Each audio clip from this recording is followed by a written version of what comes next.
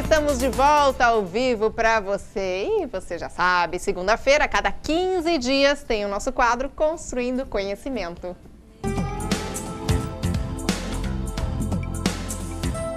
Construindo Conhecimento, com o professor Jair Santos, palestrante e consultor corporativo. Pois é, e o assunto de hoje é a flexibilidade, como eu já venho anunciando desde o início do programa. Eu já pergunto, professor, flexibilidade, quando a gente fala assim, qual o significado dela, tanto no âmbito profissional quanto no pessoal? Bom, Suzana, boa tarde. Olá! Mais uma vez, sabe que tem algumas cartas, eu esqueci, várias pessoas me dão cartas para entregar para o senhor, para você, né? Ele não gosta de chamar de senhor. Não. Eu esqueci, mas tem que entregar. O pessoal elogiando o quadro, falando bastante. Que maravilha, viu? que maravilha. Bom, vamos falar de flexibilidade então. Flexibilidade é a grande vantagem competitiva do momento. A flexibilidade faz parte da nossa inteligência emocional. E existem estudos que mostram que mais de 90% da criação de oportunidades no mercado de trabalho se dá por essa vantagem. Pessoas flexíveis conseguem um resultado muito melhor, conseguem chegar na frente. Pessoas flexíveis conseguem construir relacionamentos muito melhores, entrando então no âmbito pessoal.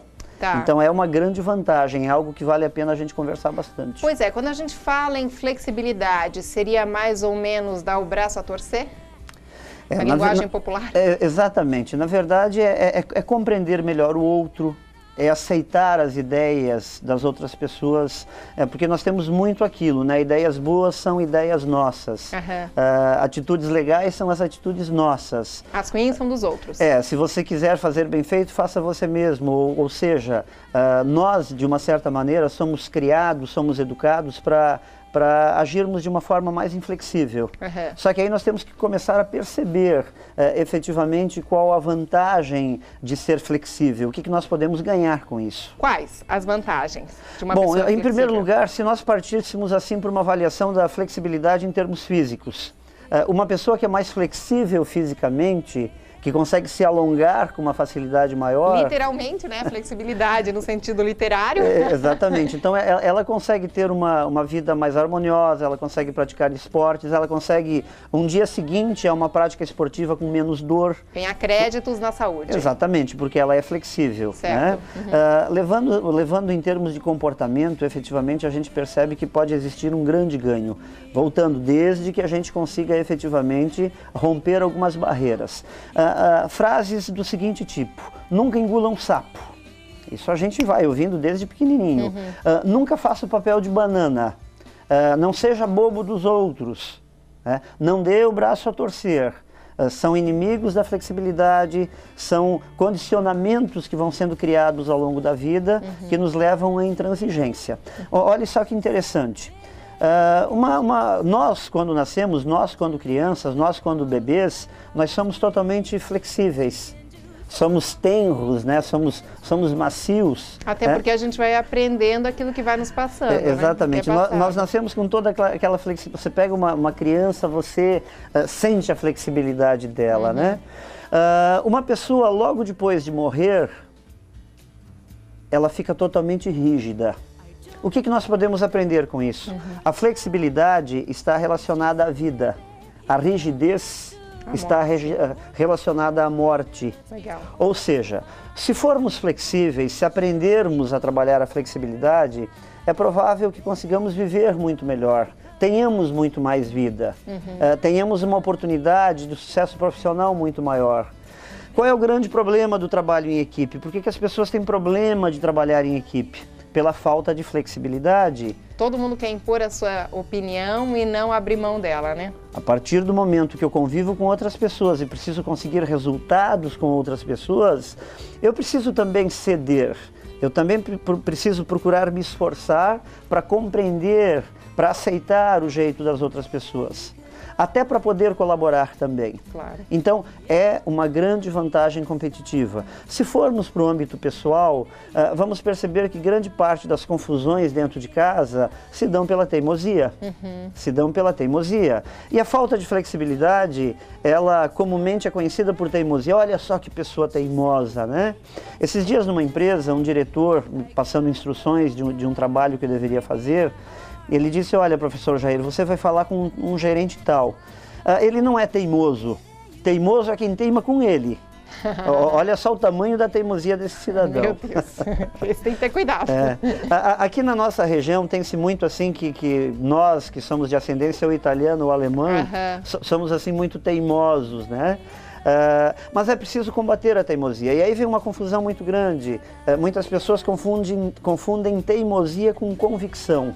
Pois é. Porque a convicção é importante. Eu preciso me convencer do que eu sei, preciso defender meus argumentos, eu preciso estar convicto daquilo que eu faço.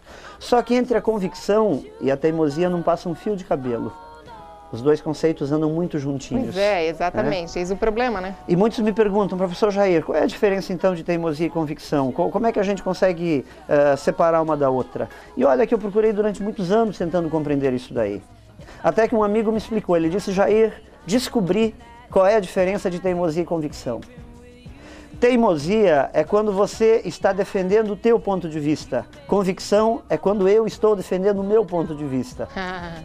Ou seja, teimosos são os outros, Susan. Convictos somos nós. Certo. E com esse tipo de pensamento, que é autolimitante, a gente continua inflexível, a gente continua se achando dono da razão, a gente continua achando que a opinião dos outros não tem valor, a gente continua achando que desse jeitinho a gente pode continuar caminhando e tudo vai continuar. E digo mais, professor, às vezes a pessoa ela pode até ter a sua própria opinião e até ser convicto naquela opinião, porém respeitar a opinião do próximo, acho que isso é o mais importante de tudo, nessa flexibilidade também.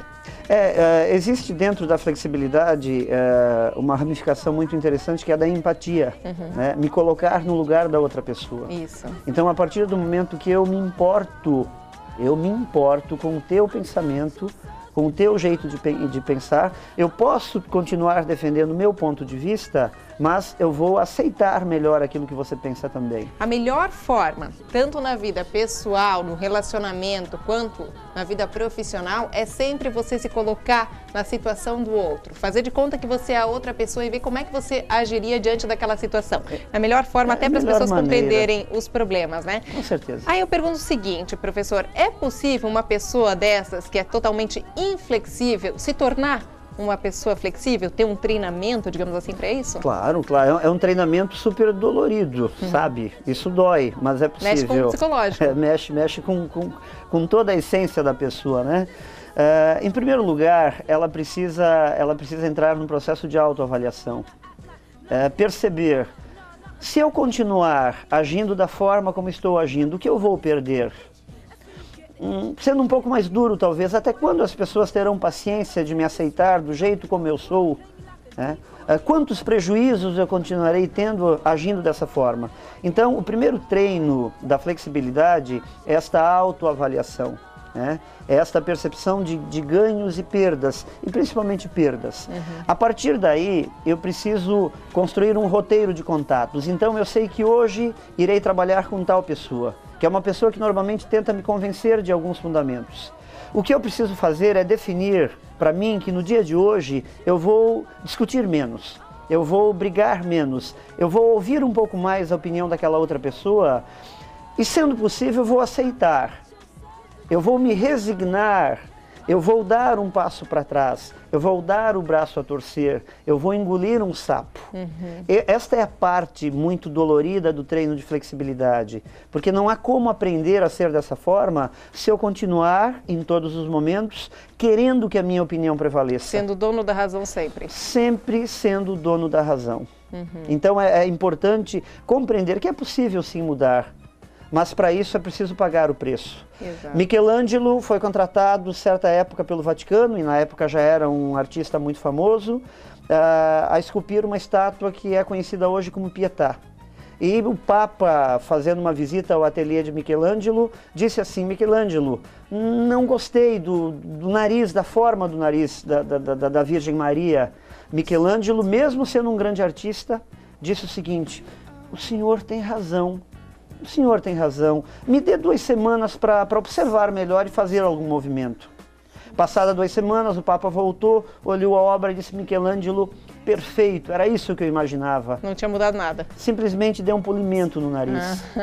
Então a flexibilidade é aceitar um pouco, é dar um polimento em algumas partes, e você vai perceber que os teus pensamentos, as tuas ideias, as tuas opiniões vão se manter sendo tidas como importantes. E você continuará sendo visto como uma pessoa muito legal de convívio. Muito legal, viu, gente? Show de bola, como sempre. Vou passar, então, novamente os contatos do professor Jair Santos. Primeiro site, né, que você já sabe, é o www.construindoconhecimento.com.br. Tem também o telefone, que é o 3338-1450. Tá aí na tela no seu vídeo, 3338-1450. Professor, muito obrigada, viu? Excelentes dicas, como sempre, né, passando adiante para todo mundo de casa. Obrigada. E até daqui a 15 dias.